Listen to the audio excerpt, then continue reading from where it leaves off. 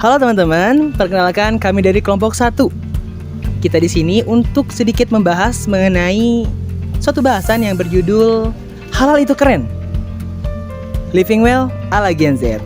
Di sini bersama saya Muhammad Ali Rahman dan rekan saya. Nama saya Zama Syahra. Dan rekan saya. Nama saya Tasya Salsabila Zahra.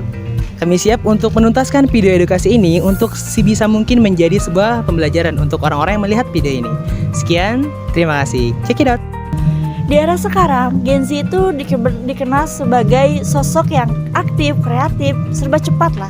Tapi pernah gak sih kita berpikir apakah gaya hidup yang diterapkan sudah bikin hidup lebih baik? Nah maka dari itu, video ini menjelaskan satu konsep yang sering dianggap sepele, yaitu halal lifestyle sebagai indikator living well. Maka dari itu, saya sudah bersama narasumber langsung yang akan menjelaskan seputar itu.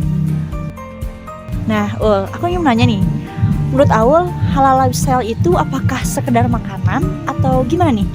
Gimana pendapat Aul? Oke, tapi nggak cuman itu, Wak. Sebenarnya banyak. Nah, salah satunya itu banyak nih yang mencakup hal-hal yang menyangkut kehidupan kita. Contohnya tuh dari makanan yang kita makan, cara kita berpakaian, cara kita ngatur keuangan, dan bahkan cara kita bermedia sosial. Semua itu punya indikator-indikator yang menjadikan itu sebuah halal lifestyle. Nah, berarti halal lifestyle itu kayak pedoman hidup ya, biar hidup kita lebih tertata. Iya Tasya, betul. Dan itulah kenapa halal lifestyle itu menjadi indikator living well. Hidup yang sehat, tenang, dan bermakna. Oke, kalau kayak gitu, sebenarnya nih, terus hubungannya halal lifestyle sama indikator living well itu seperti apa? Maksudnya apa hubungannya gitu? Oke, jadi gini Wak, living well itu bukan tentang hidup nyaman, tapi juga hidup yang seimbang, baik dari fisik, mental, finansial, sosial, bahkan sampai aspek spiritual. Gitu. Oke deh kalau gitu, coba dong contohin yang paling sederhana, contohnya dari makanan. Nah, halal food itu bukan cuma soal halalnya, tapi juga ada unsur thayyib, dimana jika kita konsumsi makanan dan minuman yang halal dan thayyib atau baik, otomatis badan dan tubuh kita juga bakal jauh lebih sehat. Gitu. Oke, kalau dalam soal uang gimana tuh? Soalnya Gen Z dalam perihal memanage keuangan kayaknya agak susah deh.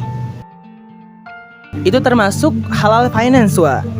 Ketika kita bijak ngatur keuangan dan berusaha menghindari riba, gak berusaha sih, harusnya kita menghindari riba, hidup kita akan jadi lebih mudah dan tidak gampang stres. Begitu. Setuju sih, stres karena keuangan tuh nyata banget. Oke, kalau gitu, kalau di sosial media, halal lifestyle itu seperti apa nih? Nah, itu yang disebut dengan halal digital lifestyle. Di era informasi seperti sekarang, kebijakan untuk bermedia sosial itu sangat diperlukan. Kita tuh nggak boleh nyebarin hoax tentang orang lain, tentang perusahaan lain, tentang negara ini bahkan. Dan kita juga nggak boleh tuh memberikan ujaran kebencian di media sosial.